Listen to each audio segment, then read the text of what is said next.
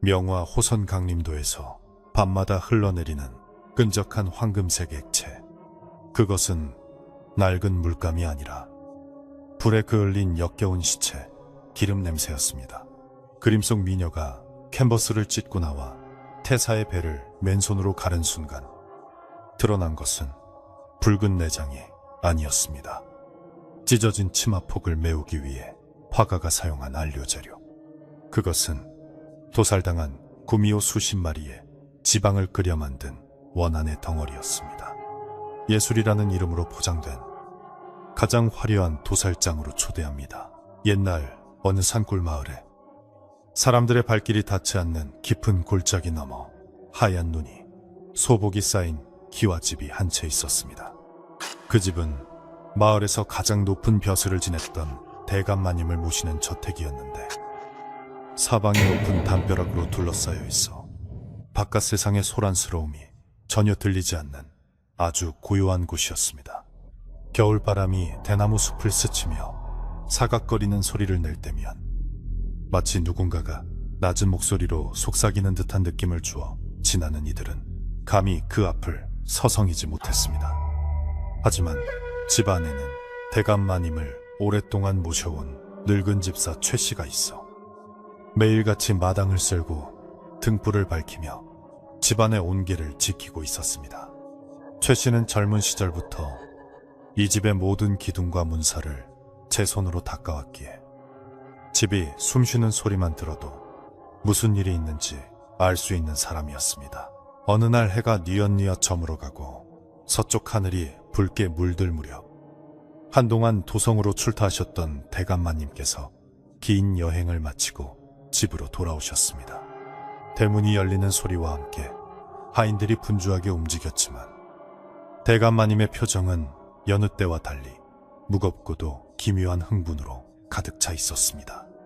마님의 손에는 비단 보자기로 겹겹이 쌓인 길다란 물건 하나가 들려 있었는데 그것은 소중히 다루어지는 보물 같기도 했고 남에게 보이기 싫은 비밀 같기도 했습니다. 최 씨는 마님의 겉옷을 받아들며 그 물건에서 풍겨나오는 서늘한 냉기를 느꼈지만 감히 무엇인지 묻지 않고 묵묵히 마님을 사랑방으로 안내했습니다. 그날 밤 대감마님은 저녁상도 물리고 밤늦도록 방 안에서 그 물건을 어루만지며 혼자만의 시간을 보내셨습니다. 이튿날 아침이 밝자마자 대감마님은 최 씨를 불러 사랑방 벽 한가운데에 걸려있던 산수화를 떼어내고 어젯밤 가져온 그 물건을 걸도록 명하셨습니다. 비단 보라기를 풀자 드러난 것은 사람의 키만큼이나 큰 족자였는데 그 안에는 눈부시게 아름다운 여인이 그려져 있었습니다. 그림 속의 여인은 붉은 치마를 입고 하얀 피부를 드러낸 채 요염하게 앉아 있었는데 그 눈빛이 어찌나 생생한지 마치 살아있는 사람이 족자 밖을 내다보는 것만 같았습니다. 분놀림 하나하나가 예사롭지 않아 머리카락 한 올까지 바람에 날리는 듯했고 여인의 뒤로는 희미하게 9개의 꼬리 형상이 구름처럼 피어오르고 있어 보는 이에 마음을 홀리게 만들었습니다.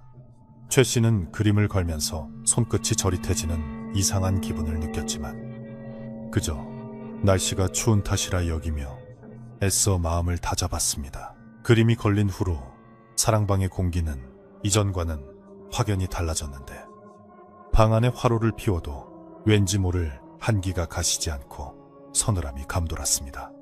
대감마님은 평소 즐기시던 서책도 멀리하고 하루 종일 그 그림 앞에 앉아 넋을 잃고 바라보는 일이 잦아졌습니다. 마님은 가끔 혼잣말을 중얼거리기도 하고 그림 속 여인을 향해 술잔을 들어 올리며 마치 눈앞에 실지 않은 손님을 대접하듯 행동하셨습니다. 최 씨는 문 밖에서 그 모습을 지켜보며 걱정스러운 마음이 들었으나 주인 어른의 취미를 탓할 수는 없는 노릇이라 그저 묵묵히 차를 끓여 나를 뿐이었습니다.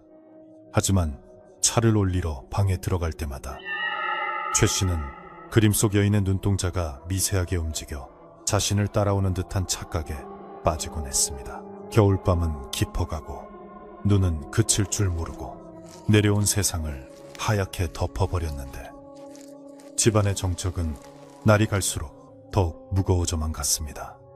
하인들 사이에서는 사랑방 근처를 지나갈 때마다 이상한 냄새가 난다는 소문이 돌기 시작했고 밤늦게 그곳에서 여인의 웃음소리를 들었다는 이도 생겨났습니다.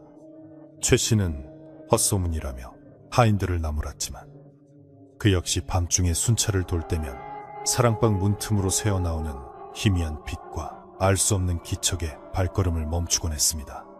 바람이 문풍지를 울리는 소리라고 생각하려 했지만 그 소리는 분명 짐승이 그르렁거리는 소리와 여인의 나긋한 목소리가 뒤섞인 기이한 울림이었습니다. 최 씨는 집안의 평화를 위해 귀를 막고 지나쳤지만 등줄기로 흐르는 식은땀까지 막을 수는 없었습니다.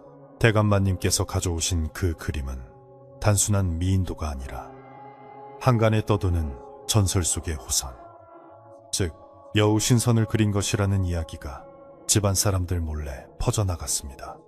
전해지는 이야기에 따르면 호선은 사람의 정기를 먹고 살며 그 아름다움에 취한 사람은 결국 영혼을 빼앗긴다고 했습니다.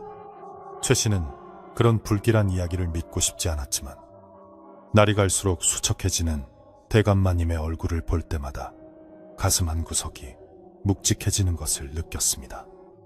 마님은 식사도 거의 하지 않으시고 오로지 그림 속 여인에게만 매달리셨으며 밤에는 잠도 주무시고 않고 족자 앞에서 무언가를 간절히 빌고 또 빌었습니다. 그 모습은 마치 무언가에 단단히 홀린 사람처럼 위태로워 보였습니다. 그러던 어느 날 새벽, 최 씨는 대감마님의 방에 군부를 넣으러 갔다가 기이한 광경을 목격하게 되었습니다. 아직 해가 뜨지 않아 어둑어둑한 방 안에서 그림 속 여인의 치맛자락이 미미하게 일렁이는 것처럼 보였던 것입니다. 창문이 닫혀 있어 바람이 들어올 리 없는데도 족자종이가 파르르 떨리고 있었고 그 주변으로 희뿌연 안개 같은 것이 감돌고 있었습니다. 최 씨가 눈을 비비고 다시 보았을 때는 모든 것이 멈춰 있었지만 그 순간 코끝을 스치는 비릿하고도 달콤한 향기는 분명히 현실이었습니다. 그것은 아주 오래된 기름 냄새 같기도 하고 깊은 산속에서 맡을 법한 야생화의 향기 같기도 하여 정신을 아득하게 만들었습니다. 최 씨는 서둘러 아궁이에 장작을 넣고 부엌으로 돌아왔지만 그 묘한 잔상은 머릿속에서 쉽게 지워지지 않았습니다. 부엌에서는 나이 지긋한 참모가 아침밥을 짓고 있었는데 그녀 역시 요즘 집안 분위기가 심상치 않음을 느끼고 있었습니다. 참모는 최 씨에게 따뜻한 숭늉 한 그릇을 건네며 사랑방에서 나오는 빨랫감에서 짐승의 털 같은 것이 묻어나온다고 조심스럽게 말했습니다. 대감마님은 사냥을 즐기시는 분도 아니고 개나 고양이를 기르지도 않는데 붉고 긴 털이 옷깃에 붙어 있다는 것이었습니다. 최 씨는 그 말을 듣고 가슴이 철렁 내려앉았지만 혹시나 말이 새어나가 집안이 시끄러워질까 염려하여 찬모에게 입단속을 당부했습니다. 날이 밝고 햇살이 마당에 비치자 음산했던 기운은 조금 물러가는 듯 했으나 대감마님의 기색은 여전히 좋지 않았습니다.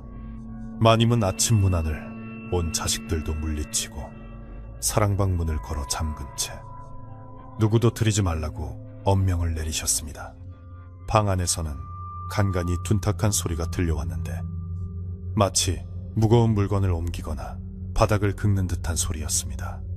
최 씨는 문 밖에서 마님의 안위를 여쭈었으나 돌아오는 것은 귀찮으니 물러가라는 짜증 섞인 호통뿐이었습니다.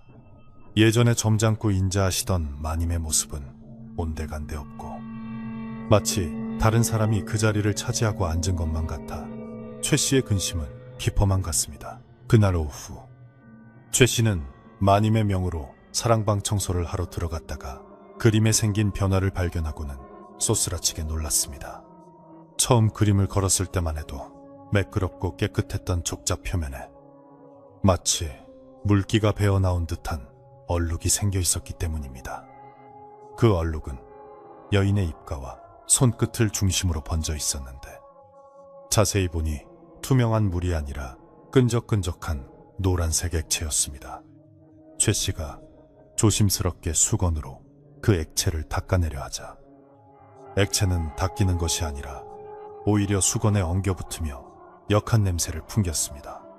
그 냄새는 며칠 전부터 집안에 떠돌던 바로 그 기름 타는 냄새와 똑같았습니다.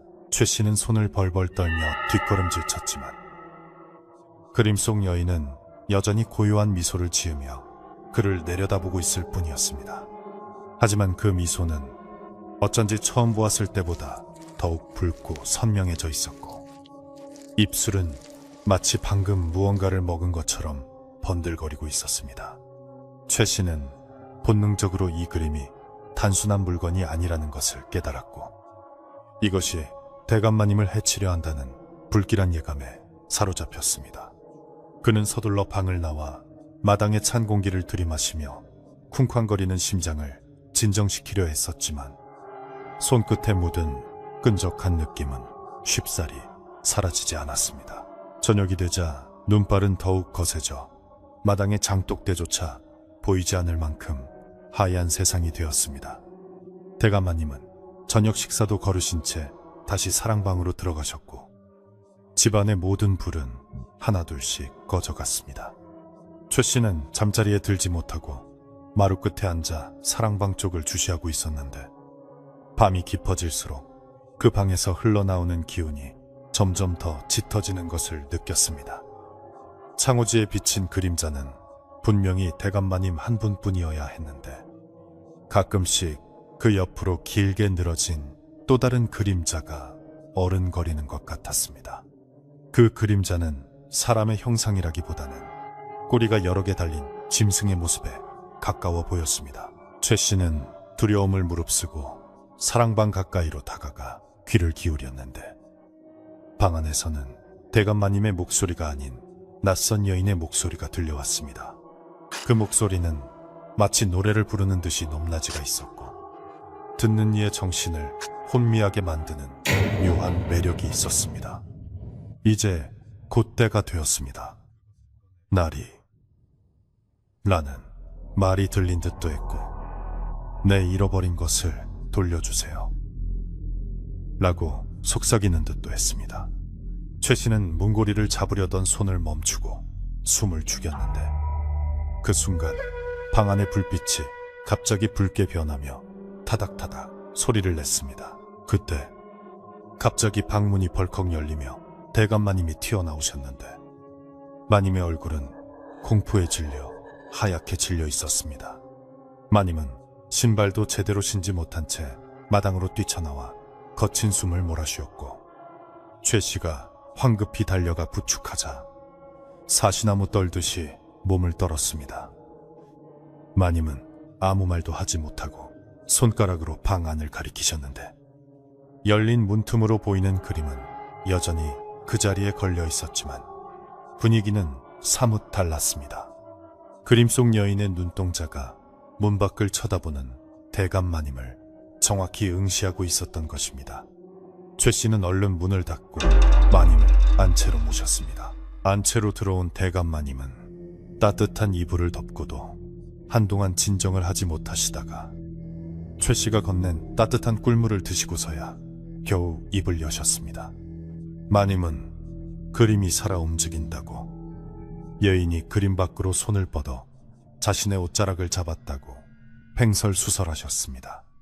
최 씨는 마님이 너무 피곤하셔서 헛것을 보신 것이라고 위로해드렸지만 마님의 옷자락 끝에 묻어있는 노란 액체를 보고는 말문이 막히고 말았습니다. 그것은 낮에 최 씨가 그림에서 보았던 그 끈적한 액체와 똑같은 것이었으며 방 안에는 다시금 그 역한 기름 냄새가 진동하기 시작했습니다. 최 씨는 이대로 두었다가는 큰일이 날 것 같아 날이 밝는 대로 마을 어귀에 사는 용한 스님을 모셔오거나 그림을 태워버려야겠다고 마음먹었습니다. 하지만 대감마님은 그림을 없애자는 말에 펄쩍 뛰시며 그 그림은 절대 건드려서는 안 된다고 소리를 지르셨습니다. 마님은 두려워하면서도 그 그림에 대한 집착을 버리지 못하고 계셨는데, 이는 마치 그림 자체가 마님의 의지를 조종하고 있는 것처럼 보였습니다.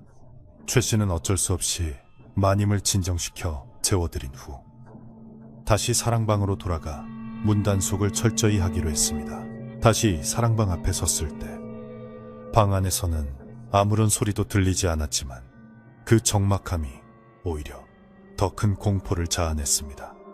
최 씨는 문틈을 꼼꼼히 확인하고 창호지에 구멍이 난 곳은 없는지 살폈는데, 문득 족자가 걸린 벽 쪽에서 무언가 뚝 하고 떨어지는 소리를 들었습니다. 빗물도 새지 않는 튼튼한 기와집에서 물 떨어지는 소리가 난리 만무했기에 최 씨의 신경은 온통 그 소리에 집중되었습니다. 소리는 규칙적이었고 바닥에 닿을 때마다 척척한 느낌을 주는 무거운 소리였습니다. 최 씨는 용기를 내어 손가락에 침을 발라 문구멍을 뚫고 방 안을 들여다보았습니다.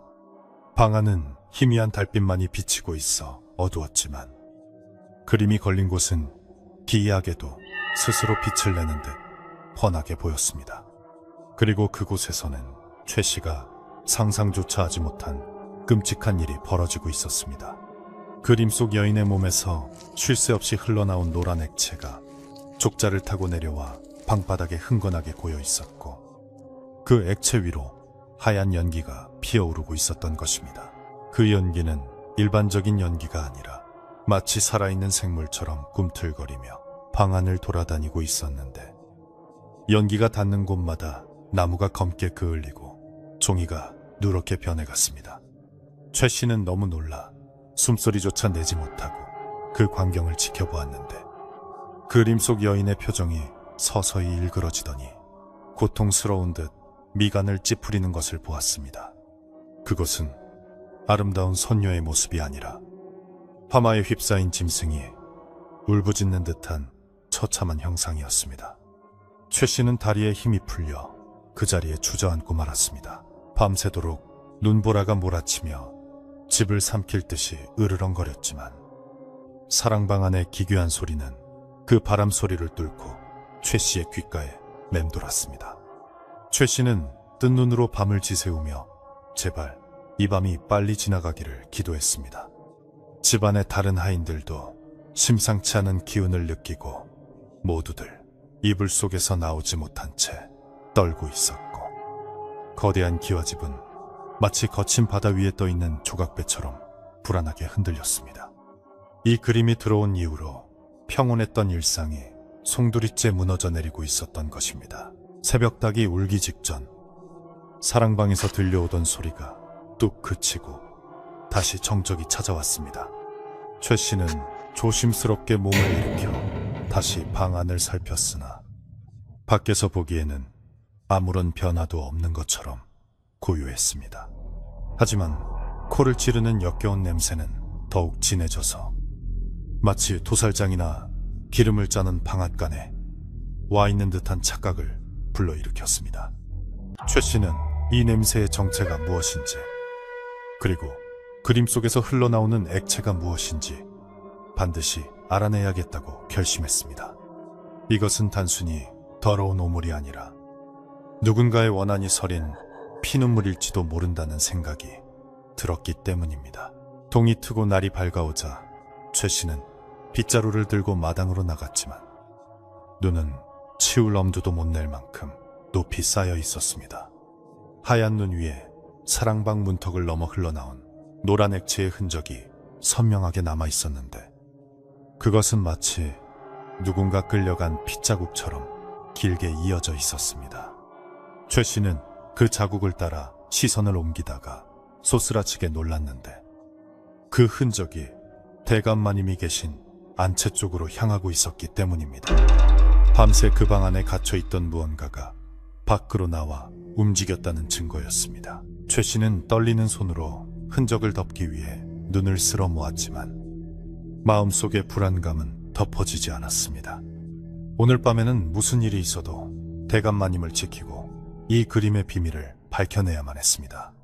저 멀리 산 너머에서 까마귀 떼가 불길하게 울어대고 집안의 공기는 폭풍 전야처럼 무겁게 가라앉아 있었습니다. 최 씨는 굳게 닫힌 사랑방 문을 바라보며 깊은 한숨을 내쉬었습니다. 과연 이 집안에 닥친 재앙을 늙은 집사의 힘으로 막아낼 수 있을지. 앞날은 그저 캄캄하기만 했습니다. 깊은 밤이 지나고 다시 아침이 찾아왔지만 대감마님의 저택을 감싸고 있는 공기는 여전히 무겁고 탁했습니다. 밤새 내린 눈이 마당을 하얗게 뒤덮어 겉보기에는 평화로워 보였으나 집안 곳곳에 배어든 기이한 냄새는 눈으로도 덮을 수 없었습니다.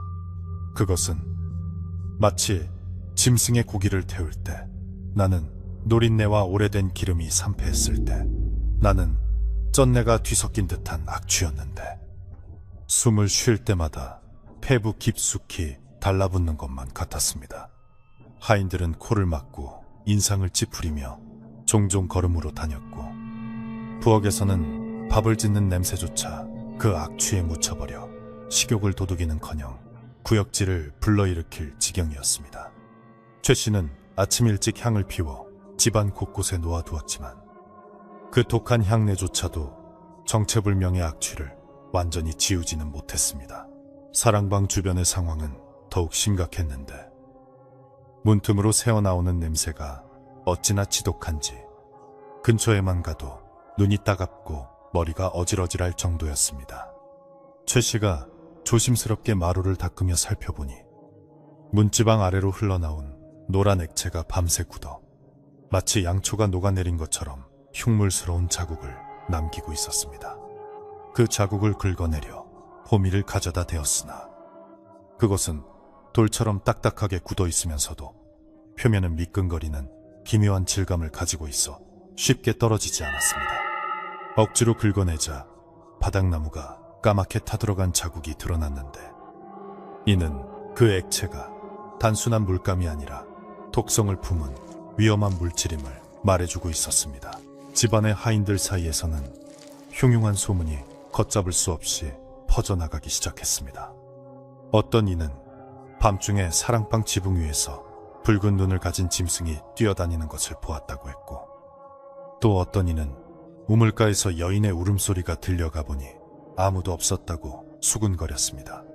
특히 안채를 담당하는 어린 계집종은 빨래터에서 대감마님의 속옷을 빨다가 핏물처럼 붉은 얼룩이 배어나오는 것을 보고 기겁하여 도망쳤다는 이야기를 전하며 몸서리를 쳤습니다.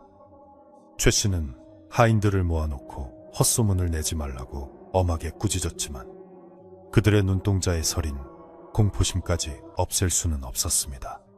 사실 최 씨 자신도 밤마다 들리는 기괴한 소리에 잠을 설치고 있었기에 그들의 두려움을 누구보다 잘 이해하고 있었습니다. 점심때가 되어 최 씨는 대감마님의 식사를 챙겨 사랑방 앞으로 갔습니다.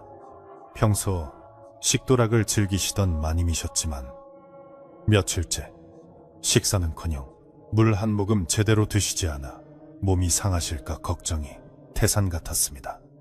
문 밖에서 기척을 살피며 마님, 진지 드실 시간입니다 하고 여쭈었으나 방 안에서는 그릇을 긁는 듯한 소름 끼치는 소리만 들려올 뿐 아무런 대답이 없었습니다. 최 씨가 용기를 내어 문을 살짝 열자 방 안에서 훅 끼쳐나오는 열기와 악취에 하마터면 들고 있던 상을 놓칠 뻔했습니다. 방 안은 대낮인데도 어두컴컴했고 족자가 걸린 벽종만이 붉은색 등불을 켜놓은 듯 묘하게 일렁이고 있었습니다. 방 안 풍경은 처참하기 그지없었는데 바닥에는 며칠간 쌓인 먼지와 찢어진 서책들이 널려 있었고 대감마님은 구석에 웅크리고 앉아 족자를 올려다보고 계셨습니다. 마님의 몰골은 며칠 사이에 10년은 늙으신 듯 수척해져 있었고 눈 밑은 툭하게 들어가 검은 그림자가 드리워져 있었습니다. 그런데 이상하게도 마님의 입가에는 번들거리는 기름기가 묻어 있었고 손톱 밑에는 검붉은 때가 끼어 있어 마치 흙을 파헤친 사람 같았습니다. 최 씨가 떨리는 목소리로 안부를 묻자 마님은 고개를 획 돌려 최 씨를 노려보았는데 그 눈빛이 사람의 것이라기보다는 굶주린 짐승의 그것처럼 번뜩여 최 씨는 등골이 오싹해졌습니다. 누가 들어오라 하였느냐? 당장 나가지 못할까? 대감마님의 호통 소리는 갈라지고 쉬어있어 예전에 위험 있던 목소리와는 판이하게 달랐습니다. 최 씨는 황급히 식사상을 내려놓으며 마님을 진정시키려 했지만 마님은 식사에는 눈길조차 주지 않고 오로지 족자 속의 여인에게만 시선을 고정하고 있었습니다. 최 씨가 곁눈질로 족자를 쳐다보니 그림 속 여인의 모습이 며칠 전보다 훨씬 더 생생해진 느낌이 들었습니다. 여인의 볼은 발그레하게 홍조를 띠고 있었고 입술은 더욱 붉어져 마치 방금 피를 머금은 듯 선명했습니다. 그리고 무엇보다 놀라운 것은 여인의 치마폭 아래로 뚝 떨어지는 노란 액체가 이제는 그림 밖으로 흘러넘쳐 방바닥을 흥건하게 적시고 있다는 사실이었습니다. 최 씨는 쫓겨나듯 방을 나와 거친 숨을 몰아쉬었습니다. 이대로 두었다가는 대감마님이 저 그림에 홀려 목숨을 잃을지도 모른다는 위기감이 엄습했습니다. 그는 마당 구석에 있는 수도가로 가서 찬물을 끼얹으며 정신을 차리려 애썼습니다. 그때 집안에서 가장 오래 일한 노파인 박노인이 지팡이를 짚고 절뚝거리며 최 씨에게 다가왔습니다.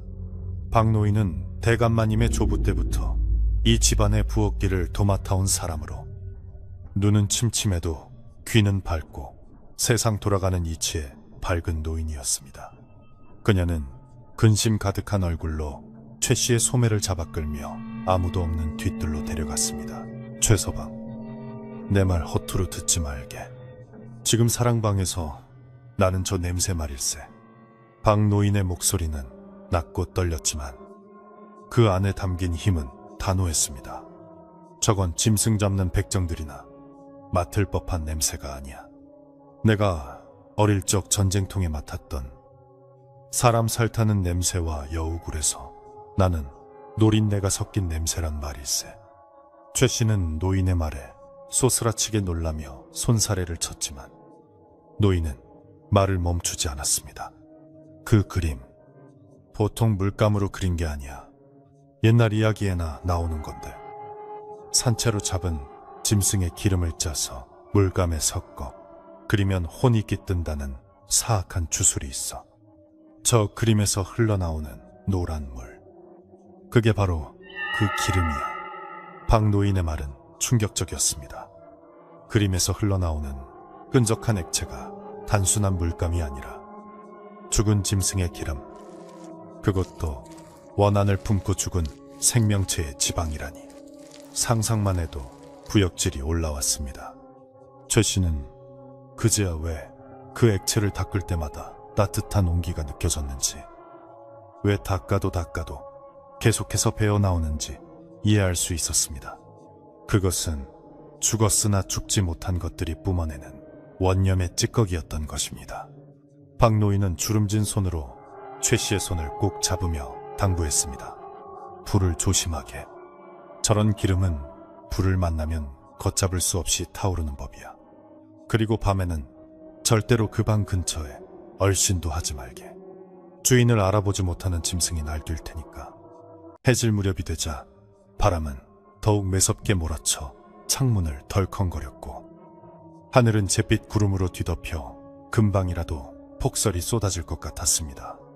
최 씨는 박 노인의 말을 듣고 난 후라 그런지 사랑방 쪽을 쳐다보기가 더욱 두려웠습니다. 하지만 집사로서의 책임을 다하기 위해 그는 포롱불을 들고 다시 순찰을 돌기 시작했습니다. 사랑방 앞을 지날 때 그는 문득 방 안에서 쩝쩝거리는 소리를 들었습니다. 마치 누군가가 맛있는 음식을 허겁지겁 먹는 듯한 소리였는데 점심때 들여보낸 밥상은 그대로 물려져 나왔으니 방 안에는 먹을 것이 없을 터였습니다. 호기심과 두려움이 교차하는 가운데 최 씨는 조용히 발소리를 죽이고 문 앞으로 다가갔습니다. 문틈 사이로 새어나오는 불빛에 의지해 안을 들여다보려 했지만 안에서 무언가가 문구멍을 가리고 있어 아무것도 보이지 않았습니다. 자세히 보니 그것은 검은 머리카락 뭉치 같기도 하고 짐승의 털 같기도 했는데 문구멍을 통해 밖을 내다보고 있는 것 같아 최 씨는 황급히 고개를 돌렸습니다. 그 순간 방 안에서 나지막한 웃음소리가 흘러나왔습니다. 히히, 아직 멀었어. 조금만 더 있으면 돼. 그것은 대감마님의 목소리였지만 말투는 전혀 딴판인 낯선 여인의 억양을 흉내내고 있었습니다. 최 씨는 공포에 질려 뒷걸음질 치다가 마루 끝에 놓인 화분을 건드려 와장창 깨뜨리고 말았습니다. 그 소리에 방 안에 웃음소리가 뚝 그치고 잠시 후 문이 벌컥 열렸습니다. 최 씨는 바닥에 납작 엎드려 죄를 청했지만 문 밖으로 나온 것은 대감마님이 아니었습니다. 문턱에는 아무도 없었고 대신 방 안의 족자에서 흘러나온 노란 기름이 문지방을 넘어 마루까지 길게 뻗어나와 있었습니다. 그 기름은 마치 살아있는 뱀처럼 꿈틀거리며 최 씨의 발밑으로 다가오고 있었습니다. 최 씨는 비명을 지르며 일어나 도망쳤고 뒤에서는 쾅 하고 문이 닫히는 소리가 천둥처럼 울려 퍼졌습니다. 안채로 도망쳐온 최 씨는 숨을 헐떡이며 방문을 걸어 잠갔습니다. 심장이 터질 듯이 뛰고 온몸이 땀으로 젖어 있었습니다.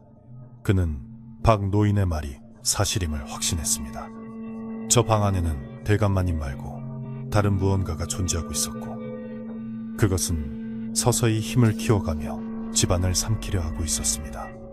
최 씨는 방 한 구석에 웅크리고 앉아 덜덜 떨며 밤을 지새웠습니다.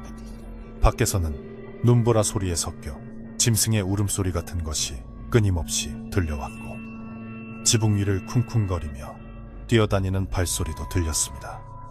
이 거대한 기와집이 이제는 안전한 보금자리가 아니라 빠져나갈 수 없는 감옥처럼 느껴졌습니다. 다음 날 아침 최 씨는 결심을 굳히고 다시 사랑방으로 향했습니다. 밤새 무슨 일이 있었는지 확인하고 어떻게든 대감마님을 설득해 그 그림을 떼어내야만 했습니다. 그러나 사랑방 앞에 도착했을 때 그는 믿을 수 없는 광경에 입을 다물지 못했습니다. 문지방을 넘어 마루까지 흘러나왔던 노란 기름 자국이 밤새 꽁꽁 얼어붙어 있었는데 그 모양이 마치 9개의 꼬리를 가진 여우가 웅크리고 있는 형상을 하고 있었기 때문입니다. 햇빛을 받아 반짝이는 그 얼음덩어리는 기괴하게 아름다웠지만 거기서 풍기는 악취는 여전했습니다. 최 씨가 억지로 문을 열고 들어가자 방 안의 공기는 어제보다 한층 더 차갑고 습했습니다. 대감마님은 족자 앞에 엎드려 잠이 든 듯 미동도 하지 않고 계셨습니다. 최 씨가 조심스럽게 다가가 마님을 깨우려는데 족자의 그림이 눈에 들어왔습니다. 어제까지만 해도 멀쩡했던 그림 속 여인의 배 부분이 검게 썩어 들어가고 있었습니다. 비단 천이 사가서 너덜너덜해진 그 틈 사이로 그림 뒤에 벽지가 드러난 것이 아니라 마치 썩은 고기처럼 붉고 축축한 것이 보였습니다. 그림이 썩어가고 있는 것이었습니다. 놀란 최 씨가 뒷걸음질 치는 사이 대감마님이 부스스 몸을 일으키셨습니다. 마님의 얼굴은 펑쑥하다 못해 해골처럼 말라 있었고 눈은 붉게 충혈되어 초점을 잃은 상태였습니다. 마님은 최 씨를 보고도 누구인지 알아보지 못하는 듯 멍한 표정을 짓더니 갑자기 족자를 가리키며 중얼거렸습니다. 배가 고프다고 하는구나. 채워 넣어야 해.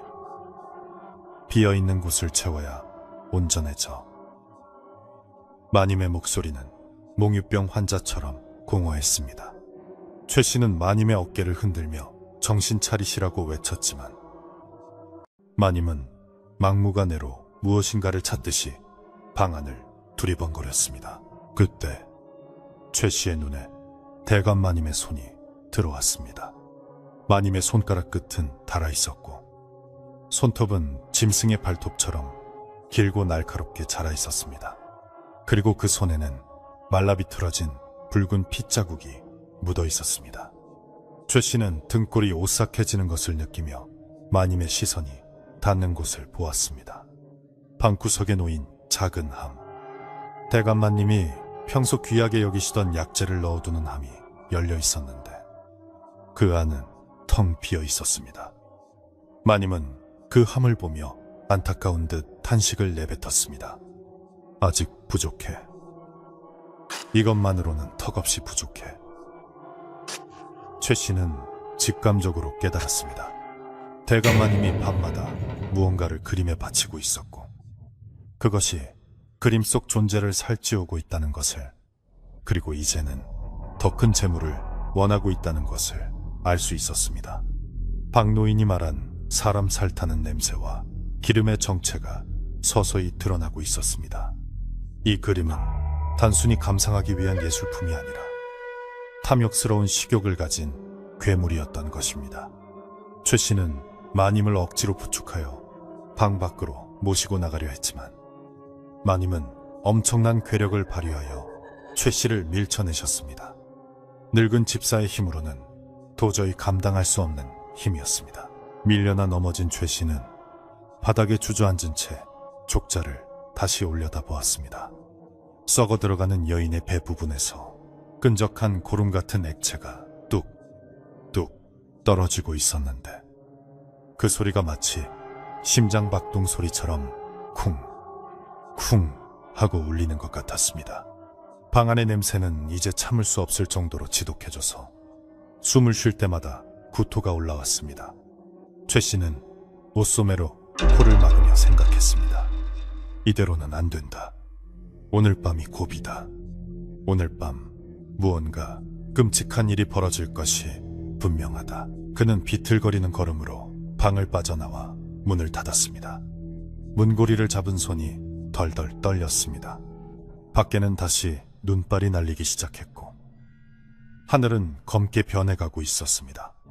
최 씨는 서둘러 부엌으로 달려가 박 노인을 찾았습니다. 이 사태를 해결할 방법은 오직 그녀만이 알고 있을 것 같았기 때문입니다. 부엌 한 구석에서 마른 나무를 다듬고 있던 박 노인은 최 씨의 사색이 된 얼굴을 보자마자 혀를 찼습니다. 결국 사단이 났구만. 그 그림이 본색을 드러냈어. 노인은 품속에서 낡은 부적 한 장과 소금 항아리를 꺼내 최 씨에게 건넸습니다. 이걸로는 막을 수 없을 게야. 하지만 시간을 벌 수는 있겠지. 오늘 밤 그 그림이 완성되려 할 거야. 주인이 제 발로 걸어 들어가기 전에 막아야 해. 박 노인의 눈빛은 비장했습니다. 최 씨는 부적과 소금을 받아들고 다시 사랑방 쪽을 바라보았습니다. 어둠이 내려앉기 시작한 그곳은 이미 이승의 공간이 아닌 듯 시커먼 기운에 휩싸여 있었습니다. 집안의 모든 빛을 빨아들이는 블랙홀처럼. 사랑방은 침묵 속에서 무언가를 기다리고 있었습니다. 최 씨는 마른 침을 삼키며 주먹을 꽉 쥐었습니다. 수십 년을 모셔온 주인을 이대로 뺏길 수는 없었습니다.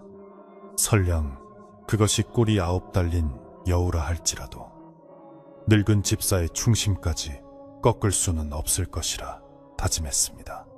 밤은 또다시 찾아오고 그림의 비밀은 이제 폭발하기 일보 직전이었습니다. 그날 밤 산골 마을의 어둠은 평소보다 훨씬 더 깊고 무겁게 내려앉아 마치 온 세상을 집어삼킬 듯 했습니다.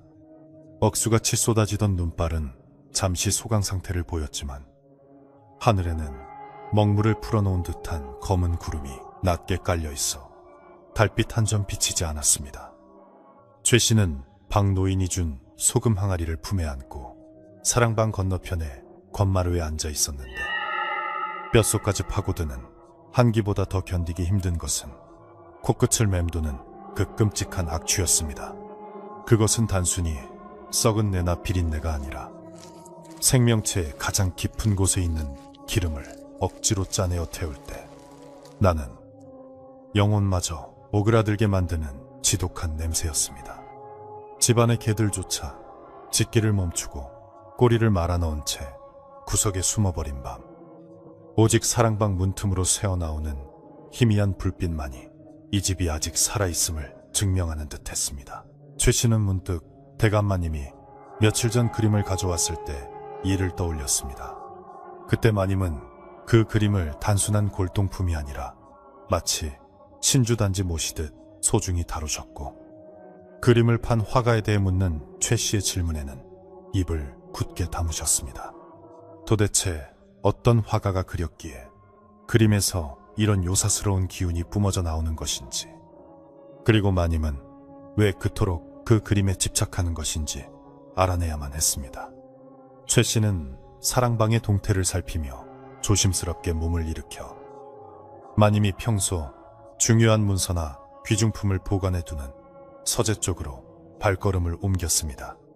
서재는 사랑방과 조금 떨어져 있어 비교적 냄새가 덜했지만 그곳 역시 썰렁한 기운이 감돌기는 마찬가지였습니다. 서재에 들어선 최 씨는 촛불을 켜고 마님이 가져오셨던 물건들을 뒤지기 시작했습니다. 그림을 싸고 있던 비단 보자기와 족자를 담았던 오동나무 상자가 한쪽 구석에 놓여 있었는데, 상자 뚜껑을 열자마자 역한 약품 냄새가 코를 찔렀습니다. 상자 안에는 그림을 보관하는 방법이 적힌 낡은 서신 한 통이 들어있었는데, 종이의 질감이 거칠고 붉은 얼룩이 곳곳에 묻어 있어 보기에 섬뜩했습니다. 최 씨는 떨리는 손으로 서신을 펼쳐 읽어 내려가기 시작했습니다. 글씨는 마치 지렁이가 기어가는 듯 흘려쓴 필체였지만 그 내용은 읽는 이의 피를 얼어붙게 만들 만큼 충격적인 것이었습니다. 이 그림은 붓과 먹으로 그린 것이 아니니 절대 물이 닿게 해서는 안 됩니다. 서신의 첫 문장은 경고로 시작되었습니다. 붉은색은 짐승의 심장에서 갓 짜낸 피를 굳혀 만든 주사를 썼고, 노란색과 흰색은 짐승의 지방과 뼈를 갈아 만든 안료를 썼습니다. 특히 여인의 형상은 여우 100마리의 가죽을 벗겨 그 기름으로 윤기를 낸 것이니 밤마다 살아있는 것처럼 숨을 쉴 것입니다. 최 씨는 자신의 눈을 의심하며 다시 한번 글자를 확인했지만 내용은 변함이 없었습니다. 이 그림은 단순한 예술품이 아니라 수많은 생명의 희생으로 만들어진 일종의 주술 도구이자 시체들의 무덤이었던 것입니다. 서신은 계속해서 끔찍한 비밀을 폭로하고 있었습니다. 이 그림에 갇힌 원혼들은 자신들의 잃어버린 몸을 찾기 위해 끊임없이 울부짖을 것입니다. 그리고 그 울음소리는 동족 중 가장 강한 힘을 가진 우두머리, 즉 구미호의 어미를 불러들이는 미끼가 될 것입니다. 대감께서 원하시는 그것을 얻으시려면 그림 속의 여인이 완전히 썩어 문드러질 때까지 기다리셔야 합니다. 여인의 배가 썩어 구멍이 뚫리는 날, 그 구멍을 메우기 위해 어미가 제 발로 찾아올 것입니다. 최 씨는 숨이 턱 막히는 것을 느꼈습니다. 대감마님은 이 모든 사실을 알고 계셨던 것입니다. 아니, 알고 있는 정도가 아니라 의도적으로 이 저주받은 그림을 집안에 들여놓은 것이었습니다. 최 씨의 머릿속에서 퍼즐 조각들이 하나둘씩 맞춰지기 시작했습니다. 대감마님이 왜 밤마다 그림 앞에서 중얼거렸는지, 왜 썩어가는 그림을 보면서도 두려워하기는커녕 무언가를 기다리는 눈치였는지 이제야 이해가 되었습니다. 마님은 그림에 홀린 피해자가 아니었습니다. 마님은 불로 장생을 꿈꾸며 전설 속의 구미호를 사냥하기 위해 끔찍한 덫을 놓은 사냥꾼이었던 것입니다. 그림 속에서 흘러나오는 노란 액체는 죽은 여우들의 지방이 녹아내리는 것이었고, 그 지독한 냄새는 동족의 죽음을 알리는 신호탄이었습니다. 이 집은 지금 거대한 도살장이자 재단이 되어가고 있었습니다. 최 씨는 서신을 든 손에 힘이 빠져 바닥에 떨어뜨리고 말았습니다. 평생을 청렴하고 강직하게 살아오셨다고 믿었던 주인 어른이 자신의 욕망을 채우기 위해 이런 끔찍한 짓을 벌였다는 사실에 배신감과 공포가 동시에 밀려왔습니다. 마님은 늙어가는 것을 누구보다 두려워하셨고 권력을 놓지 않기 위해 몸부림치셨습니다. 하지만 그렇다고 해서 요물을 집안에 끌어들여 집안의 안위를 위태롭게 할 줄은 꿈에도 몰랐습니다. 지금 사랑방에 있는 대감마님은 이성을 잃은 괴물이나 다름없었습니다. 그는 자신의 목숨뿐만 아니라 집안 전체를 담보로 위험한 도박을 하고 있는 것이었습니다. 그때 밖에서 쿠르릉 하는 천둥 소리와 함께 굵은 빗방울이 지붕을 때리기 시작했습니다. 한겨울에 내리는 겨울비는 흉조 중에 흉조라 하였는데 하늘도 이 집구석에서 벌어지는 참상을 두고 볼 수 없었던 모양입니다. 최 씨는 서둘러 서재를 정리하고 다시 사랑방 쪽으로 향했습니다. 이제 진실을 알게 된 이상 손 놓고 있을 수만은 없었습니다. 마님이 기다리는 그것이 오기 전에 막아야 했습니다. 만약 서신의 내용대로 구미호의 우두머리가 나타난다면 이 집은 쑥대밭이 되고 아무도 살아남지 못할 것이 뻔했기 때문입니다. 비바람을 뚫고 사랑방 앞에 도착한 최 씨는 방문에 귀를 가져다 대었습니다. 방 안에서는 쇠를 가는 듯한 날카로운 소리가 규칙적으로 들려오고 있었습니다. 슥, 슥, 슥. 그것은 붓으로 그림을 그리는 소리가 아니라 칼을 가는 소리였습니다. 최 씨는 침을 꿀꺽 삼키고 문틈으로 다시 안을 들여다보았습니다. 방 안은 기묘한 붉은 기운으로 가득 차 있었고 족자가 걸린 벽면은 마치 살아있는 생물의 내장처럼 꿈틀거리고 있었습니다. 그리고 그 앞에 앉은 대감마님은 허리춤에서 은장돌을 꺼내 숫돌에 갈고 계셨습니다. 마님의 표정은 더 이상 멍하지 않았습니다. 오히려 광기에 찬 눈빛은 형형하게 빛나고 있었고 입가에는 비릿한 미소가 걸려 있었습니다. 거의 다 되었다. 이제 곧 올 것이다. 마님은 칼날을 불빛에 비추어 보며 만족스러운 듯 고개를 끄덕였습니다. 그리고 시선을 돌려 족자를 바라보았는데 그림의 상태는 몇 시간 전보다 훨씬 더 참혹하게 변해 있었습니다. 여인의 아름답던 얼굴은 반쯤 녹아내려 흉측한 해골의 형상을 하고 있었고 배 부분에는 주먹만 한 구멍이 뻥 뚫려 시커먼 속을 드러내고 있었습니다. 그 구멍에서는 쉴 새 없이 검붉은 피와 노란 고름이 섞여 꿀렁꿀렁 쏟아져 나오고 있었는데 그 양이 어찌나 많은지 방바닥의 절반이 이미 그 액체로 뒤덮여 있었습니다. 액체는 마치 의지를 가진 것처럼 마님의 발밑으로 모여들었다가 다시 그림 쪽으로 흘러가기를 반복하며 기이한 문양을 만들어내고 있었습니다. 최 씨는 그 모습을 보며 구역질을 참아야 했습니다. 저것은 그림이 썩는 것이 아니라 그림 속에 갇혀있던 수백 마리 여우들의 원혼이 탈출구를 찾아 몸부림치는 것이었습니다. 그리고 그 탈출구는 바로 여인의 뚫린 배였습니다.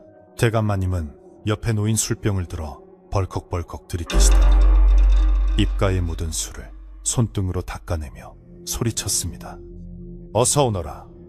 내 너를 위해 이리도 훌륭한 재물을 준비해 두었으니 네 새끼들의 살과 피로 만든 이 그림이 탐나지 않느냐. 마님의 고함 소리는 천둥 소리에 묻히지 않고 쩌렁쩌렁하게 울려 퍼졌습니다. 그 순간 그림 속 뚫린 구멍에서 티에 옙하는 날카로운 비명소리가 터져 나왔습니다. 그것은 사람의 귀를 찢을 듯한 고주파의 소음이었는데 최 씨는 본능적으로 귀를 막고 바닥에 엎드렸습니다. 비명소리와 함께 방 안의 촛불이 일제히 꺼졌다가 다시 파란색 불꽃으로 타오르기 시작했습니다. 방 안의 온도는 급격히 떨어져 입김이 나올 정도가 되었고 창호지 문이 덜컹거리며 금방이라도 뜯겨나갈 듯 요동쳤습니다. 최 씨는 공포에 질려 도망치고 싶었지만 다리가 말을 듣지 않아 꼼짝도 할 수 없었습니다. 그는 덜덜 떨며 문구멍에서 눈을 떼지 못했는데 그림 속의 구멍에서 무언가가 스르르 기어 나오는 것을 보았습니다. 그것은 하얗고 가느다란 손이었습니다. 하지만 손톱이 비정상적으로 길고 날카로웠으며 손등에는 붉은 털이 숭숭 나 있었습니다. 그 손은 그림 밖의 허공을 휘적거리더니 이내 족자의 틀을 꽉 움켜쥐었습니다. 우지끈하는 소리와 함께 족자의 나무틀이 부서져 나갔고 그림은 더욱 크게 찢어지기 시작했습니다. 대감마님은 그 광경을 보고도 두려워하기는커녕 환희에 찬 표정으로 자리에서 벌떡 일어났습니다. 그는 손에 든 은장도를 고쳐주며 그림을 향해 한 걸음 다가갔습니다. 그래, 바로 그거야. 나오너라. 나와서 네 어미의 몫을 다해야지. 마님은 사냥감을 앞에 둔 맹수처럼 몸을 낮추고 공격 태세를 취했습니다. 최 씨는 이제야 깨달았습니다. 대감마님이 노리는 것은 단순히 여우를 잡는 것이 아니라 여우가 그림 밖으로 완전히 나왔을 때 그 몸속에 있는 여우 구슬을 빼앗으려는 것임을. 전설에 따르면 천년 묵은 여우의 구슬을 삼키면 불로 장생할 뿐만 아니라 하늘의 이치까지 통달할 수 있다고 했습니다.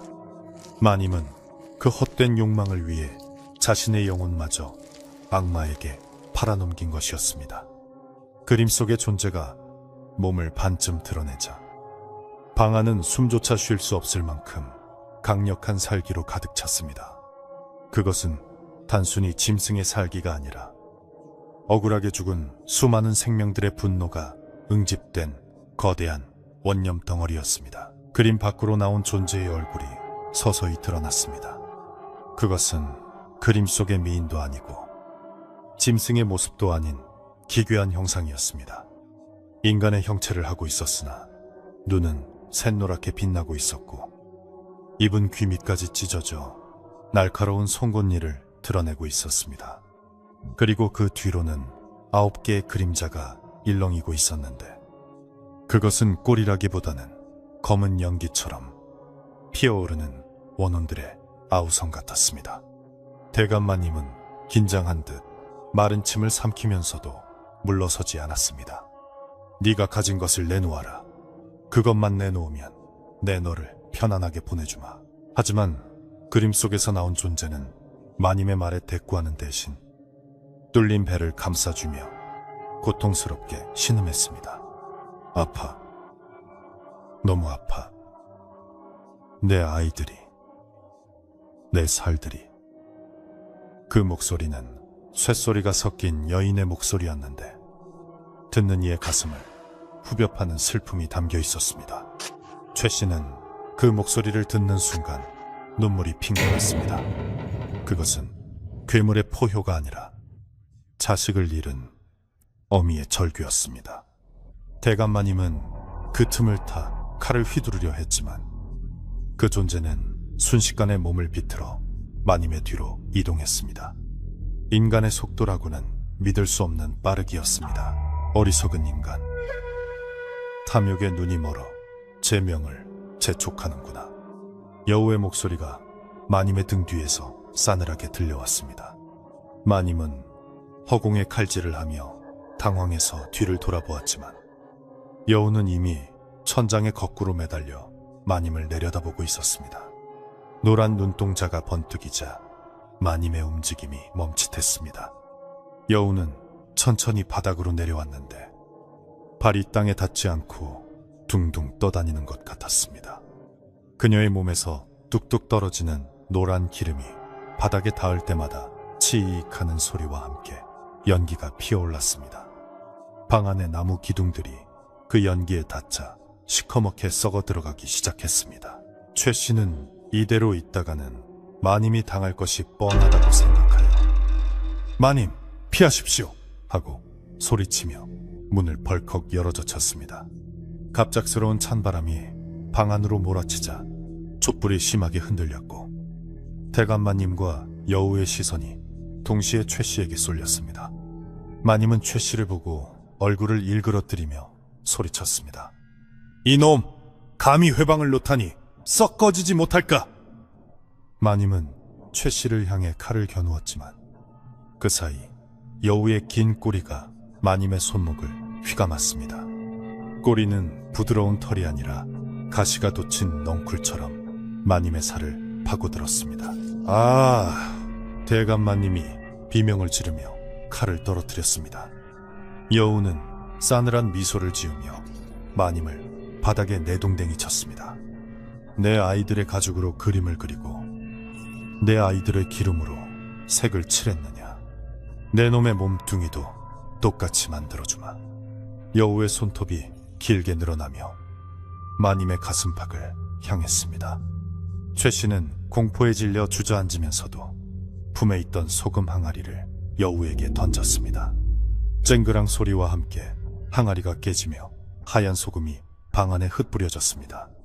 여우는 소금이 몸에 닿자 캬악 하고 비명을 지르며 뒤로 물러섰습니다. 소금이 닿은 곳에서는 푸른 불꽃이 튀며 타들어갔습니다. 그 틈을 타 대감마님은 기어서 문 쪽으로 도망치려 했으나 다리가 풀려 제대로 움직이지 못했습니다. 최 씨는 엉금엉금 기어서 마님을 끌어내려 했지만 마님은 무거운 짐짝처럼 꿈쩍도 하지 않았습니다. 여우는 고통스러워하면서도 금세 태세를 정비하고 다시 그들을 향해 다가왔습니다. 분노로 일그러진 여우의 얼굴은 이제 완전히 짐승의 형상으로 변해 있었습니다. 감히 미물 따위가. 여우가 손을 휘두르자 강력한 바람이 일어 최 씨와 마님은 마당으로 튕겨나갔습니다. 빗물에 젖은 진흙바닥에 나뒹군 두 사람 위로 사랑방 문턱을 넘어선 여우가 천천히 걸어 나오고 있었습니다. 하늘에서는 번개가 내리꽂히며 마당을 대낮처럼 환하게 비추었습니다. 빗줄기는 더욱 거세져 앞이 보이지 않을 지경이었지만 여우의 몸에서 뿜어져 나오는 붉은 요기는 빗물에도 씻겨 내려가지 않았습니다. 대감마님은 진흙 범벅이 된 채로 덜덜 떨며 뒤로 물러났고 최 씨는 마님을 가로막고 섰습니다. 하지만 여우의 눈은 최 씨가 아니라 오직 대감마님에게만 고정되어 있었습니다. 내 잃어버린 것을 돌려받아야겠다. 내 놈의 뱃속에 들어있는 욕심이라는 이름의 장기 정치를 말이다. 여우의 목소리는 천둥 소리보다 더 크게 울려 퍼졌고 이제 사냥꾼과 사냥감의 처지는 완전히 뒤바뀌어 있었습니다. 밤은 가장 깊은 곳을 향해 치닫고 있었고 이 비극적인 연극의 막은 절정을 향해 올라가고 있었습니다. 비바람이 몰아치는 마당 한가운데에서 벌어진 대치 상황은 그야말로 숨막히는 긴장의 연속이었습니다.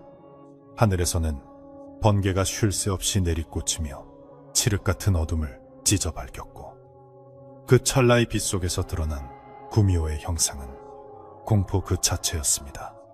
그녀의 옷자락은 비에 젖지 않고 펄럭였으며 9개의 꼬리는 마치 살아있는 뱀들처럼 대감마님을 향해 으르렁거리고 있었습니다. 최 씨는 진흙탕에 넘어진 채로도 주인을 지키기 위해 몸을 일으키려 애썼지만 여우가 뿜어내는 강력한 살기에 짓눌려 손가락 하나 까딱할 수 없었습니다. 그것은 인간이 감히 범접할 수 없는 거대한 자연의 분노와도 같아서 그저 바라보는 것만으로도 영혼이 얼어붙는 듯한 절망감을 안겨주었습니다. 대감마님은 이제 체면이고 위험이고 모두 내던진 채 빗물과 진흙이 뒤범벅된 바닥을 기어가며 살려달라고 애원했습니다. 네, 내가 잘못했다. 네가 원하는 것은 무엇이든 주마. 금은 보화가 필요하느냐? 아니면 내 지위가 필요하느냐? 제발 목숨만은 살려다오. 마님의 목소리는 천둥 소리에 묻혀 희미하게 들렸지만 그 비굴함은 또렷하게 전달되었습니다. 평소 호령하던 당당한 모습은 온데간데 없고 죽음 앞에서 벌벌 떠는 나약한 노인의 모습만이 남아있을 뿐이었습니다. 그러나 여우는 그 애원을 들은 채도 하지 않고 싸늘하게 식은 눈빛으로 마님을 내려다보며 한 걸음씩 다가왔습니다. 재물, 권력, 여우가 비웃듯 내뱉은 말은 빗소리를 뚫고 마님의 귓가에 정확히 꽂혔습니다. 그런 썩어 빠진 것들은 인간들에게나 소중하겠지. 내가 원하는 것은 오직 하나. 내 놈이 훔쳐간 내 일족의 살과 피, 그리고 네 뱃속에 들어있는 탐욕의 대가뿐이다. 여우의 손톱이 길게 늘어나며 섬뜩한 소리를 냈습니다. 그것은 마치 칼날이 서로 부딪히는 소리 같기도 했고 뼈를 긁는 소리 같기도 하여 듣는 이의 신경을 곤두세우게 만들었습니다. 최 씨는 그 손톱이 무엇을 의미하는지 직감하고 소스라치게 놀랐습니다. 그것은 단순한 무기가 아니라 잃어버린 것을 되찾기 위한 수술 도구와도 같은 것이었습니다. 최 씨는 있는 힘을 다해 소리쳤습니다. 안 됩니다. 제발 자비를 베풀어 주십시오. 주인 어른이 큰 죄를 지었으나 그래도 사람의 목숨을 함부로 거두어서는 아니 됩니다. 최 씨의 외침은 공허하게 빗줄기 속으로 흩어졌지만 여우는 잠시 고개를 돌려 최 씨를 바라보았습니다. 그 눈빛에는 분노뿐만 아니라 깊은 슬픔이 서려 있어 최 씨는 순간 말문이 막히고 말았습니다. 자비라, 너희 인간들은 우리 일족의 가죽을 벗기고 기름을 짤 때 자비를 생각했느냐? 그림 속에 갇혀 영원히 고통받는 내 아이들의 울음소리가 들리지 않느냐? 여우의 일갈에 최 씨는 고개를 떨굴 수밖에 없었습니다. 그 죄는 너무나도 크고 명백하여 변명할 여지가 없었기 때문입니다. 여우는 다시 대감마님에게 시선을 고정하고 순식간에 거리를 좁혀 마님의 코앞까지 다가갔습니다. 마님은 히 하고 비명을 지르며 뒷걸음질 치다가 뒤에 있던 장독대에 부딪혀 주저앉았습니다. 여우는 마님의 멱살을 잡아 번쩍 들어 올렸는데 그 가녀린 팔에서 나오는 힘은 장사를 능가하는 괴력이었습니다. 마님의 두 발이 허공에서 버둥거렸지만 여우의 소나귀에서 벗어날 수는 없었습니다. 내 놈이 그토록 원하던 불로장생, 내가 이루어주마. 내 아이들과 한 몸이 되어 영원히 그림 속에서 살게 해주마. 여우의 속삭임은 저주처럼 마님의 귓가에 맴돌았습니다. 그때 사랑방 안에서 붉은 빛이 뿜어져 나오며 그림이 걸려있던 벽이 쿵쿵 울리기 시작했습니다. 마치 그림 속의 원혼들이 밖의 상황을 지켜보며 응원을 보내는 듯 방 안의 집기들이 저절로 움직여 부딪히는 소리가 요란하게 들려왔습니다. 여우는 그 소리에 화답하듯 고개를 끄덕이더니 날카로운 손톱을 마님의 배에 가져다 대었습니다. 네가 삼킨 붉은 구슬, 그리고 네가 취한 정기, 그것들은 본래 우리 것이었다. 이제 돌려받을 시간이다. 마님은 공포에 질려 눈을 뒤집으며 기절할 듯한 표정을 지었지만 여우는 자비 없이 손을 움직였습니다. 서걱하는 소리와 함께 마님의 비단 옷이 찢겨나가고 붉은 선혈이 빗물에 섞여 바닥으로 흘러내렸습니다. 하지만 그것은 단순한 살생이 아니었습니다. 여우는 마님의 배를 가르고 그 안에서 무언가를 찾듯이 손을 깊숙이 집어넣었습니다. 마님은 고통에 몸부림치며 비명을 질렀지만 그 비명조차 폭우 소리에 묻혀 집 밖으로 새어나가지 못했습니다. 최 씨는 차마 그 광경을 똑바로 볼 수 없어 눈을 질끈 감았지만 살이 찢기는 소리와 뼈가 으스러지는 소리는 생생하게 귓전을 때렸습니다. 그것은 죄에 대한 심판이자 끔찍한 업보의 청산 과정이었습니다. 잠시 후 여우가 마님의 몸에서 손을 빼내자 그 손에는 핏덩어리처럼 보이는 붉고 검은 물체가 들려 있었습니다. 그것은 사람의 내장 같기도 했고 뭉쳐진 기운 덩어리 같기도 했는데 기이하게도 그 물체에서 은은한 빛이 흘러나오고 있었습니다. 대감마님은 바닥에 쓰러져 거친 숨을 몰아쉬고 있었지만 복부의 상처에서는 피가 솟구치는 것이 아니라 검은 연기가 피어오르고 있었습니다. 마치 몸 안을 지탱하던 생명력이 뿌리째 뽑혀나간 듯. 마님의 몸은 급격히 쭈글쭈글해지며 늙어가기 시작했습니다. 불로장생을 꿈꾸던 대가가 오히려 급속한 노화와 죽음으로 돌아온 것입니다. 여우는 손에 들린 그 물체를 소중하게 감싸쥐고는 사랑방을 향해 천천히 걸어갔습니다. 그녀가 지나가는 곳마다 빗방울이 증발하여 하얀 김이 피어올랐고 바닥의 진흙탕은 말라버렸습니다. 최 씨는 공포를 무릅쓰고 고개를 들어 여우의 뒷모습을 바라보았습니다. 그녀는 더 이상 괴물이 아니었습니다. 잃어버린 자식의 흔적을 되찾아 집으로 돌아가는 어머니의 뒷모습처럼 어딘가 처연하고도 경건한 분위기를 풍기고 있었습니다.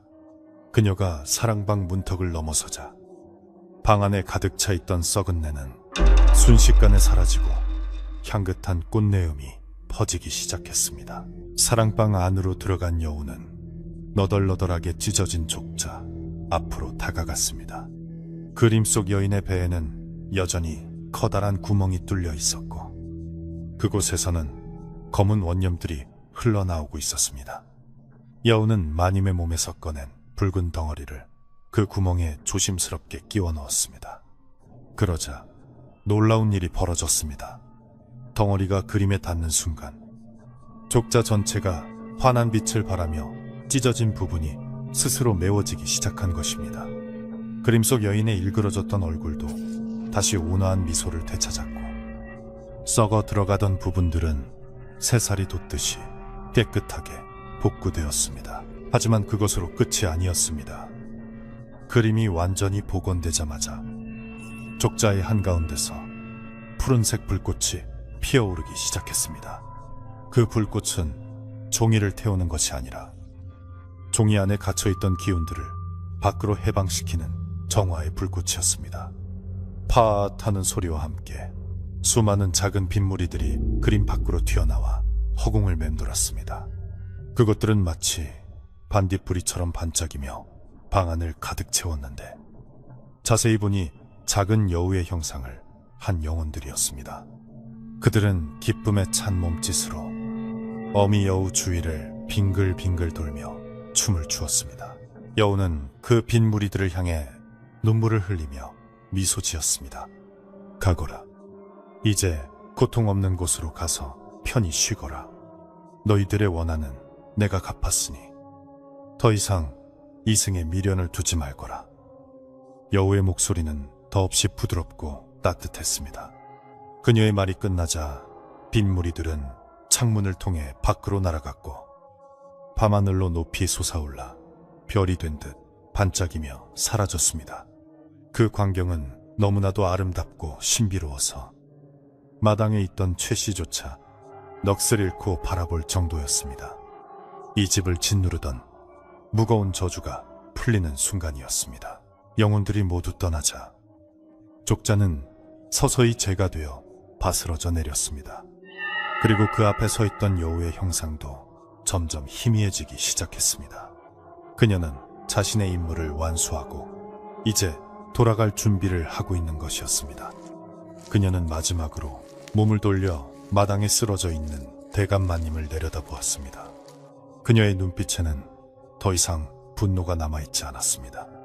그저 어리석은 인간에 대한 연민과 씁쓸함만이 담겨있을 뿐이었습니다. 그녀는 나지막이 중얼거렸습니다. 탐욕은 결국 제 살을 파먹는 벌레와 같은 것. 부디 다음 생에는 욕심 없는 미물로 태어나거라. 그러고 나서 여우는 최 씨에게 시선을 옮겼습니다. 최 씨는 저도 모르게 무릎을 꿇고 머리를 조아렸습니다. 여우는 최 씨에게 다가오지 않고 그 자리에서 조용히 고개를 끄덕여 보였습니다.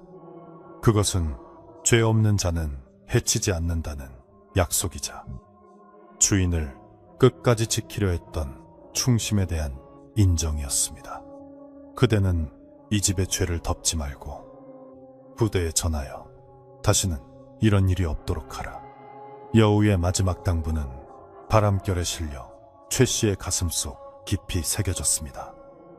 그리고 그녀는 푸른 안개가 되어 빗줄기 속으로 흩어져 사라졌습니다. 여우가 사라지자마자 거짓말처럼 폭우가 잦아들기 시작했습니다. 천둥 번개도 멈추고 먹구름 사이로 희미하게 달빛이 비치기 시작했습니다.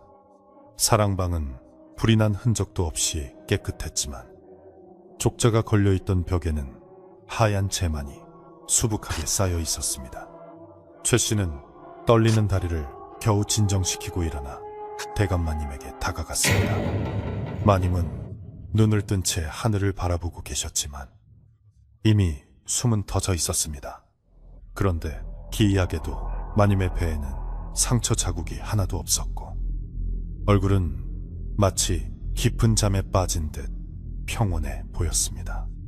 여우가 가져간 것은 육신의 장기가 아니라 마님의 영혼을 병들게 했던 탐욕 그 자체였던 모양입니다. 최 씨는 입고 있던 겉옷을 벗어 마님의 시신을 덮어드렸습니다. 슬픔보다는 허무함이 밀려왔습니다. 평생을 권력과 부귀영화를 쫓으며 살았던 주인의 마지막이 이토록 쓸쓸하고 허망하다는 사실에 가슴이 먹먹해졌습니다. 하지만 동시에 안도감도 들었습니다. 더 이상 밤마다 괴로워하는 울음소리를 듣지 않아도 되고 집안을 감돌던 죽음의 냄새도 사라졌기 때문입니다. 최 씨는 하늘을 올려다보며 긴 한숨을 내쉬었습니다. 비에 씻겨 내려간 것은 진흙뿐만이 아니라 이 집에 서려있던 모든 악한 기운들이었습니다. 어느새 동쪽 하늘이 붉게 물들며 새벽이 밝아오고 있었습니다. 밤새 공포에 떨며 숨어있던 하인들이 하나둘씩 문을 열고 밖으로 나왔습니다. 그들은 마당에 쓰러져 있는 대감마님과 그 곁을 지키고 있는 최 씨를 보고 놀라서 달려왔습니다. 집사님, 괜찮으십니까? 마님은 어찌 드신 겁니까? 하인들의 물음에 최 씨는 그저 고개를 가로저으며 묵묵부답으로 일관했습니다. 지금은 아무 말도 할 수 없었습니다.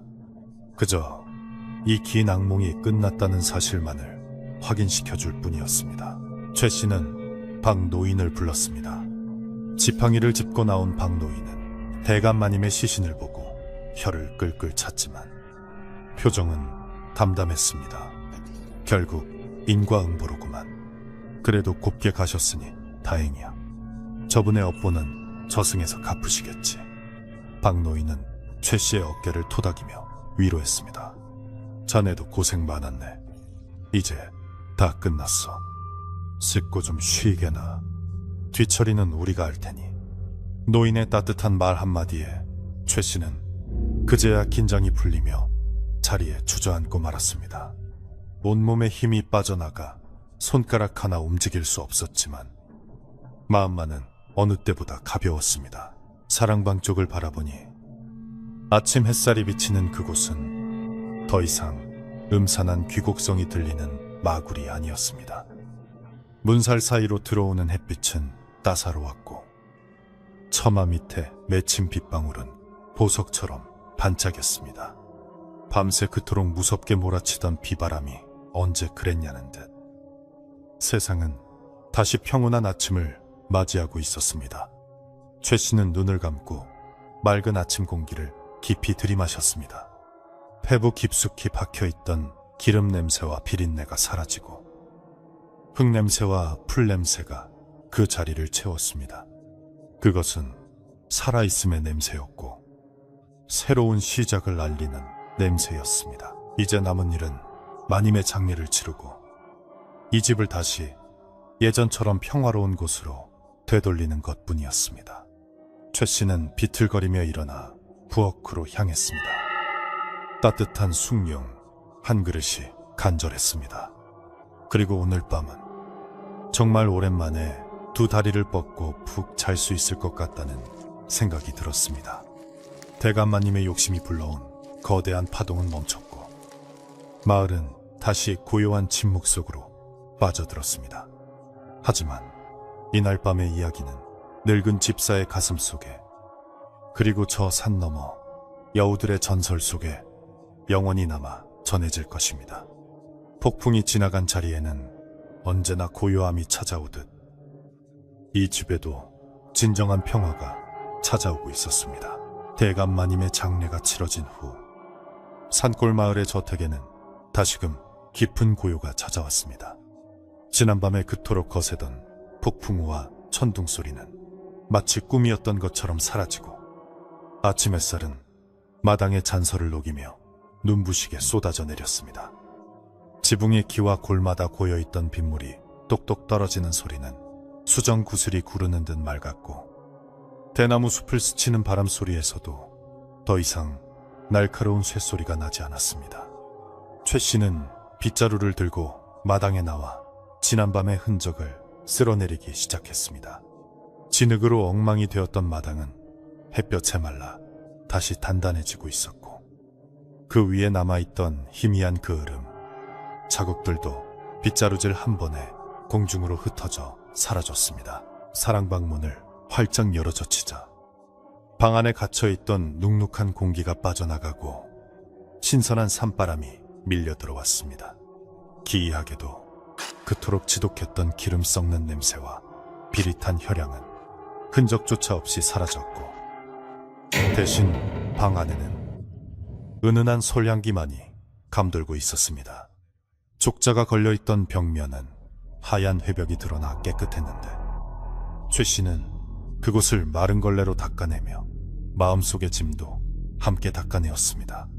벽 아래 수북하게 쌓여있던 하얀 재는 바람에 실려 창밖으로 날아갔는데 햇빛을 받아 반짝이는 모습이 마치 하얀 나빗대가 춤을 추며 날아가는 것 같아 보기에 평화로웠습니다.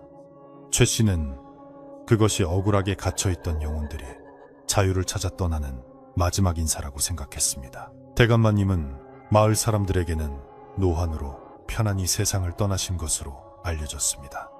최 씨와 집안의 하인들은 그날 밤의 진실을 무덤까지 가져가기로 굳게 약속했습니다. 그것은 주인의 명예를 지키기 위함이기도 했지만 산 사람들이 더 이상 공포에 떨지 않게 하기 위한 배려이기도 했습니다. 도성에서 급히 내려온 대감마님의 장남은 아버지의 갑작스러운 부고에 슬퍼하면서도 마지막 모습이 너무나 평온해 보여 다행이라며 최 씨의 손을 잡고 감사를 표했습니다. 새 주인은 아버지를 닮지 않고 성품이 온화하고 학문을 즐기는 선비였기에 최 씨는 그 모습을 보며 이 집안에 다시 볕이 들겠구나 하고 안도했습니다. 장례 절차가 모두 끝나고 사무제까지 지내고 나니 어느덧 계절은 겨울의 끝자락을 지나 봄의 문턱에 와 있었습니다. 마당의 매화나무 가지 끝에는 쌀알만한 꽃망울이 맺히기 시작했고 얼어붙었던 계곡물이 녹아 졸졸 흐르는 소리가 담장 너머로 들려왔습니다. 집안 하인들의 표정도 한결 밝아졌습니다. 더 이상 밤에 화장실 가는 것을 무서워하지 않았고 우물가에 모여 앉아 두런두런 이야기꽃을 피우기도 했습니다. 그들의 웃음소리가 담장을 넘어 울려 퍼질 때마다 이 거대한 기와집은 죽음의 그림자를 완전히 벗어던지고 생기로 가득 차오르는 듯 했습니다. 어느 날 오후 최 씨는 박노인과 함께 양지바른 툇마루에 앉아 차를 마시고 있었습니다. 박노인은 지팡이를 옆에 내려놓고 따뜻한 햇살을 즐기며 말했습니다.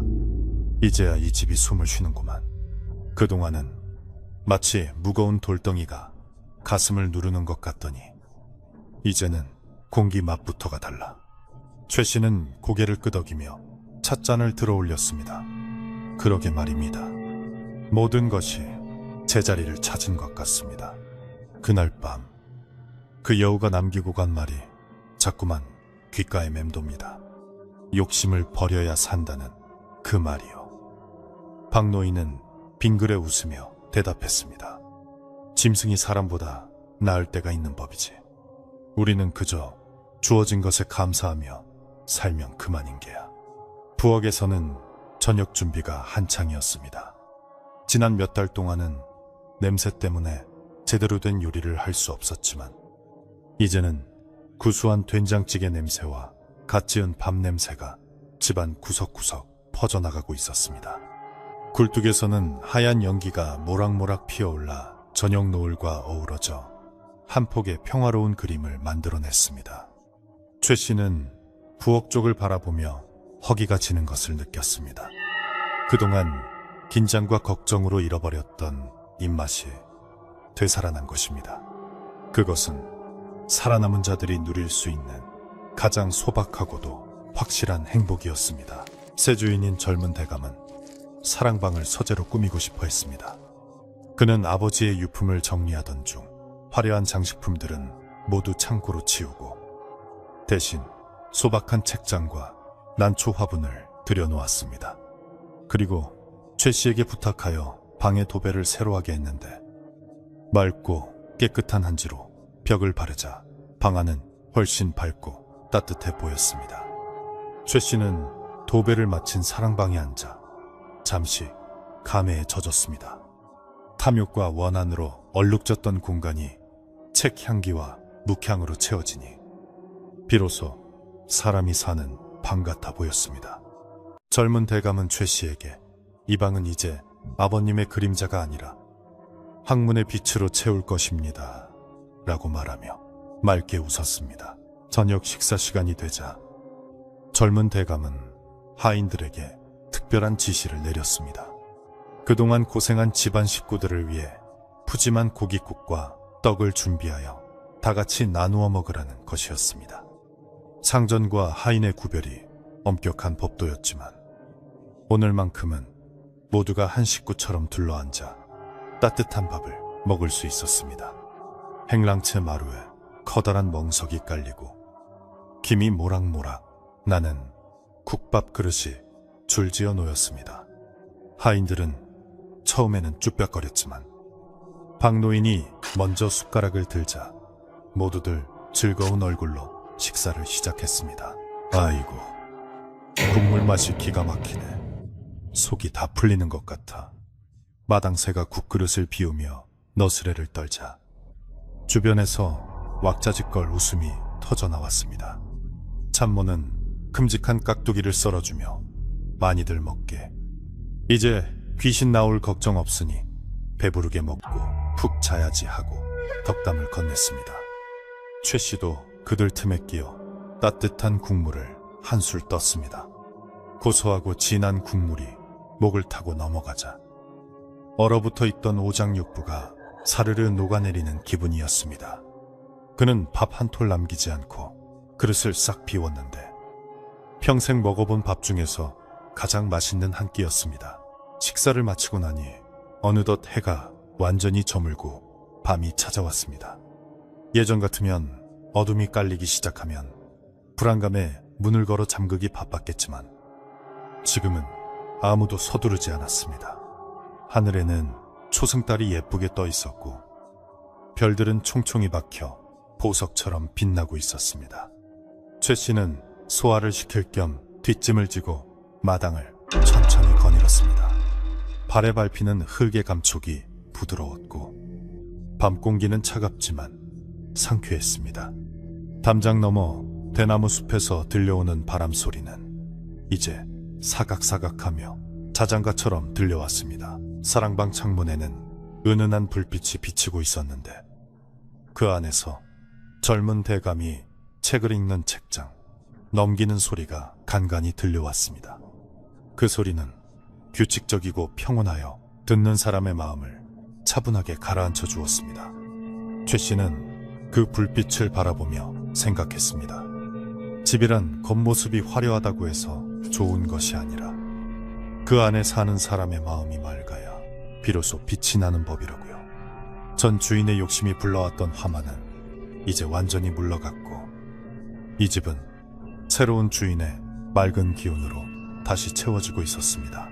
최 씨는 순찰을 돌며 대문과 중문을 꼼꼼히 확인했습니다. 빗장을 지르는 그의 손길에는 더 이상 다급함이 없었고 익숙하고 편안한 리듬만이 있었습니다. 문을 잠그고 돌아서는데 문득 대문 앞에 누군가 서 있는 것 같은 느낌이 들어 뒤를 돌아보았습니다. 하지만 그곳에는 아무도 없었고 그저 하얀 달빛만이 문턱을 비추고 있었습니다. 최 씨는 빙글의 미소를 지었습니다. 아마도 그 여우가 혹은 떠나간 영혼들이 이 집이 평화로워진 것을 확인하고 마지막으로 다녀간 것일지도 모른다고 생각했습니다. 그는 마음속으로 안녕히 가십시오 하고 작별 인사를 건넸습니다. 내실로 돌아온 최 씨는 잠자리를 펴고 눕기 전에 따뜻한 꿀물 한 잔을 마셨습니다. 방바닥은 군부를 지펴 따끈따끈했고 푹신한 목화솜 이불은 햇볕 냄새를 머금고 있어 포근했습니다. 등잔불을 끄자 방 안은 어둠으로 가득 찼지만 그 어둠은 무섭지 않고 오히려 아늑했습니다. 창호지 문 너머로 들려오는 풀벌레 소리가 정겹게 느껴졌습니다. 최 씨는 이불을 목까지 끌어올리고 눈을 감았습니다. 지난 며칠간 뜬 눈으로 밤을 지새우느라 쌓였던 피로가 한꺼번에 몰려왔지만 그것은 기분 좋은 나른함이었습니다. 잠이 들락말락하는 몽롱한 상태에서 최 씨는 꿈결처럼 옛 기억을 떠올렸습니다. 젊은 시절 이 집에 처음 들어와 마당을 쓸던 날, 첫 아이를 낳고 기뻐하던 날, 그리고 대감마님과 함께 사냥을 나갔던 날들. 비록 끝은 좋지 않았지만 좋은 기억들도 분명히 있었습니다. 그는 이제 모든 원망과 미움도 털어버리기로 했습니다. 산 사람은 살아야 하고 지난 일은 추억이나 교훈으로 남겨두는 것이 순리이기 때문입니다. 그는 마음속으로 다짐했습니다. 앞으로 남은 생은 이 평화로운 집을 지키며 욕심 없이 소박하게 살아가겠노라고. 밤은 깊어가고 마을의 모든 집들은 불을 끄고 깊은 잠에 빠져들었습니다. 산 짐승들도 굴 속에서 잠이 들고 바람조차 잠시 숨을 죽인 고요한 밤이었습니다. 대감마님의 기와집 지붕 위로 별똥별 하나가 길게 꼬리를 그리며 떨어졌습니다. 그것은 마치 하늘이 이 집의 평화를 축복하며 보내는 선물 같았습니다. 이제 이 집에는 어떤 악한 기운도 침범하지 못할 것입니다. 정직하게 땀 흘려 일하고 서로를 아끼는 사람들의 온기가 가득 차 있기 때문입니다. 최 씨의 숨소리가 고르고 편안해졌습니다. 그는 꿈속에서 넓은 들판을 거닐고 있었습니다.